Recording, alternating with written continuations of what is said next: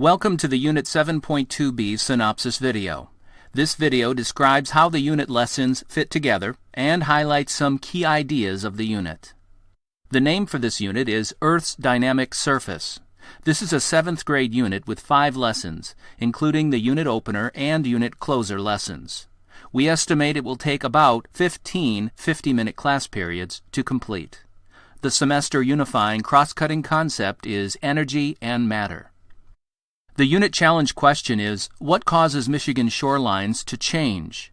Previously, in Unit 7.2a, students learned the practical meaning of the flow of energy and cycling of matter by investigating one of Earth's most spectacular examples, volcanoes and volcanic eruptions. The students use models, experiments, and hands-on activities to study key components and processes in volcanic activity. Now, in Unit 7.2b, students take a closer look at how energy from the sun drives the movement of matter on Earth's surface. Let's explore the context for 7.2b through the unit challenge scenario. For Unit 7.2b, the shoreline from students' hometown has been shrinking and no one knows why. Reporting by the Shoreline Times indicates that a neighboring town is stealing sand from the students' town beach and using it to expand their own beach for a new park. The city council is outraged and calls for an investigation. Unit challenge teams must find the true culprit causing the shrinking shoreline. Students must provide the city council with evidence explaining why their town's shoreline is shrinking while the neighboring town's shoreline is growing in order to have a chance at receiving the reward. There are 2 primary performance expectations covered by this unit.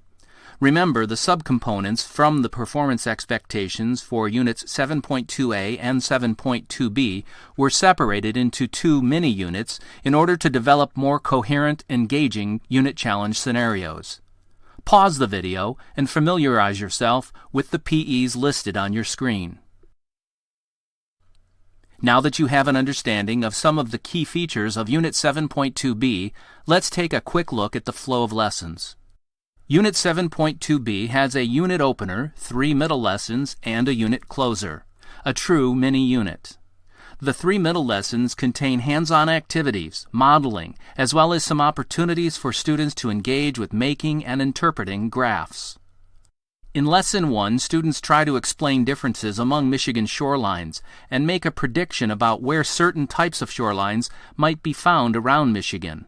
Teams receive the unit challenge scenario, read the article from the Shoreline Times, and draft questions for the unit bubble map that will guide their investigation to fully answer the unit question.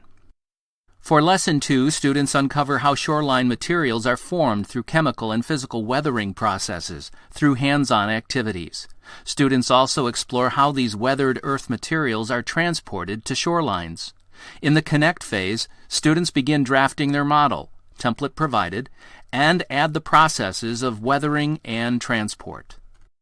During Lesson 3, students examine how interacting Earth systems cause wind and water to move shoreline materials through longshore currents. Students encounter erosion through a hands-on wave-generating activity, as shown in the image.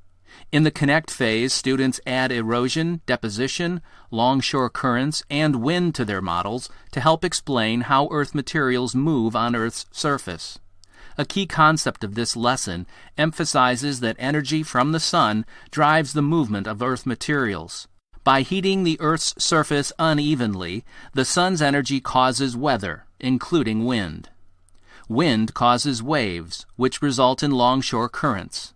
These longshore currents are what ultimately cause the erosion, transport, and deposition of shoreline materials. During Lesson 4, students examine a model of 2 beaches that have changed in surface area over 3 months to determine that some changes can be gradual, while others can happen very quickly. Students also think about what types of Earth's surface processes might cause gradual versus catastrophic changes.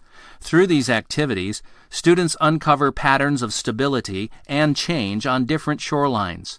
Teams examine how observations of changes over time can help identify patterns.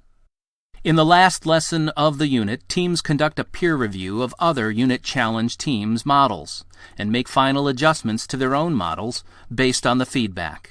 A final overhead model, similar to one here, would be an ideal reference for a team's final presentation. Black text and lines represent the base model provided to students in Lesson 2, while red text and lines represent exemplar student additions to the base model throughout the middle lessons. Teams then compile the evidence from their unit summary tables to craft a final explanation to present to the City Council.